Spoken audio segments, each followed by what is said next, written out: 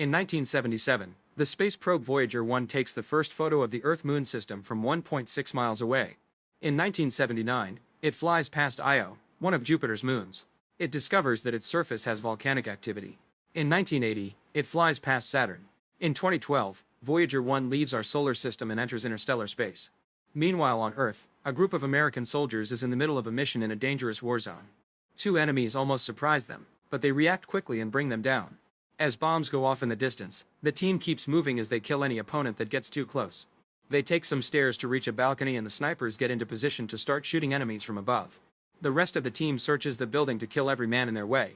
Dozens of men fall one after the other with no mercy until the building is clear. Afterward the team takes the street again and sees jets fly above town as they continue to kill enemies. Unfortunately, when they turn around the corner, they find a full squad of foes already waiting. The group rushes to take over and joins the shootout, but no matter how many men they bring down, the squad is too big for them to have any chance at winning. They decide to retreat. However, as they start moving back, a soldier gets shot and Rhodey has to pick him up. Nobody stops shooting as they run, taking cover in any spot they can find while killing more and more men. Rhodey wants to take care of his friend's wound, but he has to keep shooting to protect himself. By the time he checks on the wound again, the soldier is dead. Another enemy squad is coming and the team is cornered at the end of the street, so they use the radio to try to request help. Suddenly the area goes dark and a red light appears among thick clouds in the sky. Both teams stare in shock as the light reveals a mysterious machine that shoots a beam, killing the entire enemy squad with just one move. Then the light turns white and charges for a few seconds before emitting a great amount of voltage. The lightning hits the American soldiers and drags them into the machine, where an alien restrains them to put them through some experiments. The soldiers see flashes of their old lives in the last battle before passing out. Sometime later the team is frozen inside a strange device. Suddenly the machine is turned off and the soldiers wake up as they are ejected. It takes them a moment to recover as they throw up all the liquid in their lungs. Jax recognizes it as stasis resin, which should dissolve quickly. However, he doesn't know why he has that knowledge. The team doesn't know where they are and thinks maybe the Russians or the Chinese kidnapped them, but the writing on the machines isn't from Earth. Reyes finds a plaque with their names and unit designations, but he doesn't understand why he knows that either. All their guns are topped off and the last thing they remember is the shootout on the street followed by the lightning. Leader Kelly says they should get moving before their kidnapper finds them. There's a big circular door at the end of the corridor, but pressing the button won't open it. The soldiers work together to open it manually. After taking another hallway, they find a second door that has been warped off its track. Rhodey notices a vent hatch on the wall and sends Reyes to investigate. With a light in his mouth, Reyes crawls through the vent and finds multiple routes, so he takes the only way that has any light left. Eventually he finds another hatch and comes out on the other side of the vent door. After he informs the team, they also enter the vent to join him. A closer look at the door from this side shows some nasty burns and impact marks, as if someone was trying really hard to get in there. It seems the place is like a maze, and Nash thinks they're in a secret underwater prison. Suddenly they hear some strange noises, so they move ahead to keep investigating. In the next corridor, they find a trail of blood on the floor. There's also a clamp on the wall that indicates a power failure. This means the place must be dying, which explains why the machine was turned off and released them.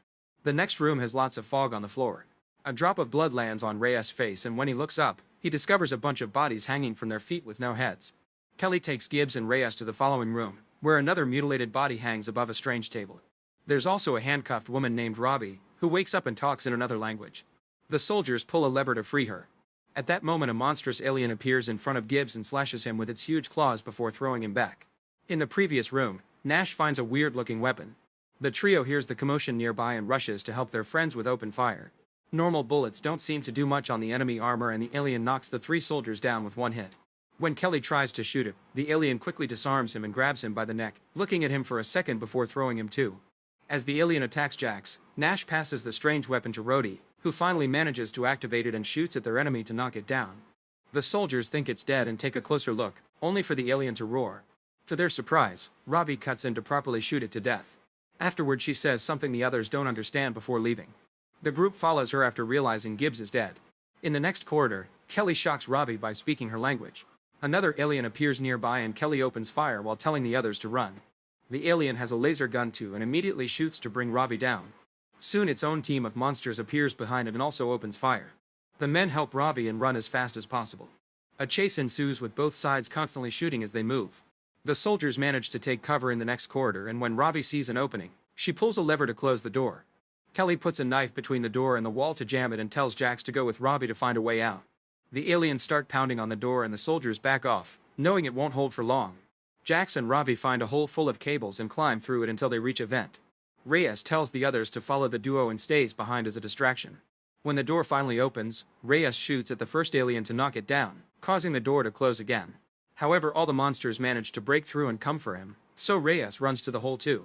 When he reaches the vent, an alien grabs his leg and pulls him back out. A second monster peeks inside and Rhodey immediately blows its head up. The team eventually finds an exit and pushes some metal beams to enter a room. After hearing that Reyes is dead, Nash freaks out as he yells about meeting aliens. Kelly calms him down before asking Rhodey why he knows how to use the laser gun, but Rhodey doesn't remember. Jax tries to take care of Ravi's wound, however she swears she's fine. Her words are translated by Kelly, who doesn't know why he understands Russian. He tries asking her questions and she calls the men sleepers before confirming that the monsters are aliens. After explaining that they're on a spaceship, Ravi reveals she knows English and tells the team they need to go to a safe place. Nash continues to freak out and Rhodey has to threaten him to shut him up. Ravi interrupts them and reminds them they must keep moving. Meanwhile, Reyes is mutilated by the aliens, who use a device to look at his memories and learn everything the team knows. Following what it saw in those memories, the alien reaches the bent door and activates a device on its gauntlet. In one of the corridors, Ravi explains that the alien with the scars is the leader and it has dozens of monsters helping it. She also reveals that there are motion sensors on the walls and that the alien's goal is to get a meal. When they enter the next room, they find themselves on a bridge above an abyss and surrounded by thousands of lights. Jax takes a closer look and discovers they're not light bulbs, they're actually capsules with bodies inside. Ravi calls them sleepers and insists they should get going. They rest in the next corridor so Kelly can redo Ravi's bandage. They chat about their lives before the war and Kelly shares that he's a divorced father. Nash starts to wonder if the creatures are demons instead of aliens and they're going through the biblical rapture. Minutes later, the team finds a hangar full of containers. Ravi explains that they contain all the items that the aliens stole from Earth. Rhodey thinks it's strange the aliens haven't attacked and theorizes they're moving ahead to box them in. Kelly agrees and announces they'll fight, ignoring Ravi when she says it's a bad idea. Jax volunteers to be the bait and goes to the hallway, where he starts singing. The aliens follow his voice to find him and Jax quickly opens fire. After a few shots to keep their attention, he starts to run, so the aliens chase after him as they keep firing their laser guns. Jax occasionally turns around to fire back, not causing much damage but still keeping them angry. Eventually Jax reaches the hangar, where he keeps taunting the aliens into following him. When the creatures reach a dead end, Nash shoots one in the head from his sniper spot. Then the rest of the team surrounds the enemies and opens fire, killing them all one by one. After they're done, Ravi points out that it was too easy and fears a trap. At that moment another alien squad enters the hangar. The team immediately opens fire but not even Nash can land a shot because this time the aliens have brought very strong shields. Everyone starts running and Nash jumps from container to container until he reunites with his team. They run to the door as fast as possible but unfortunately Jax gets shot in the back and instantly killed. A grieving Nash yells as he shoots the killer in the head for revenge. The 4 survivors run out of the hangar and enter a corridor, where they take cover to keep shooting for a while until Ravi finds the handle that closes the door. There are aliens coming from the opposite side as well, so the team escapes through a hatch in the wall. They slide down a tunnel and land in a pool full of skeletons and rotting flesh. The smell is so bad that it makes a few of them puke. When Nash starts to freak out, Kelly has to shut him up. The conversation is interrupted by a voice coming from above. Ravi looks up and is surprised to see her mother Anya, who immediately throws down a rope. Ravi climbs up and the women reunite with a hug. The soldiers use the rope too and Kelly notices Anya's uniform, which indicates she's a Russian soldier.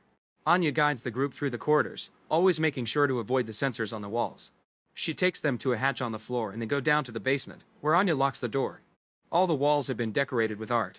Kelly shares how his team woke up and Anya explains it was a trophy room. They only got to escape, thanks to the machine malfunctioning.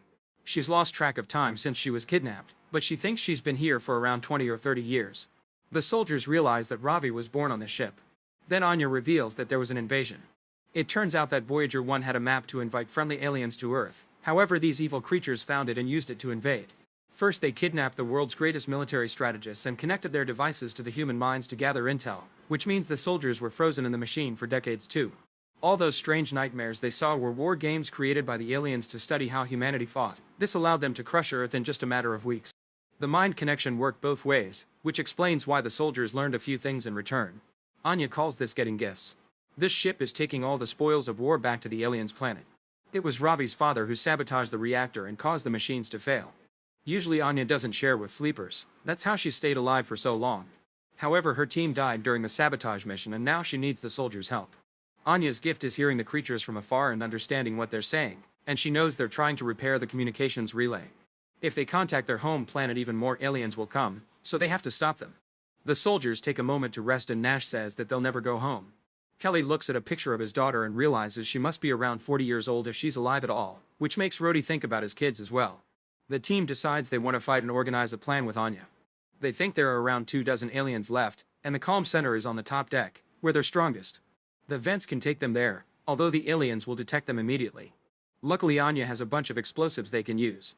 The group crawls through the vents to reach the top deck. Rhodey and Kelly agree to keep the aliens distracted while Nash and the women set up the explosives. Anya also gives Kelly a stolen gauntlet that will allow him to use a shield. The group splits and Nash's team soon makes it to the main room, where they watch the alien guards from a balcony. In the corridor, Kelly and Rhodey find a sensor covered in blood, so they look for a second one. Soon an alien receives the alert on its gauntlet. Kelly even shoots at the sensor to taunt the enemy. The guards in the main room are called away so Nash's team can finally come out. While he keeps watch, the women install the explosives.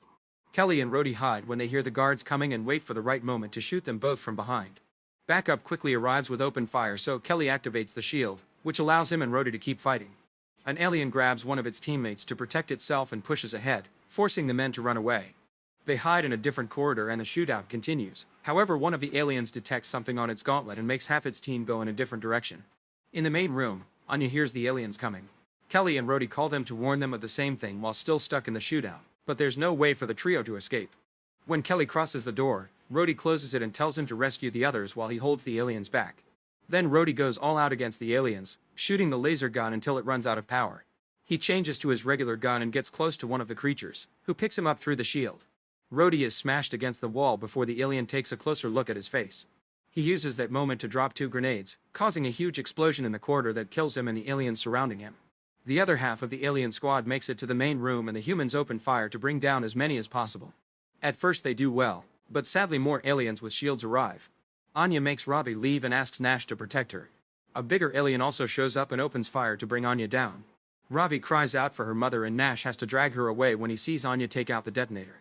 The explosives are activated and the resulting explosion blows up the whole room, bringing down the huge machine and all the aliens around it.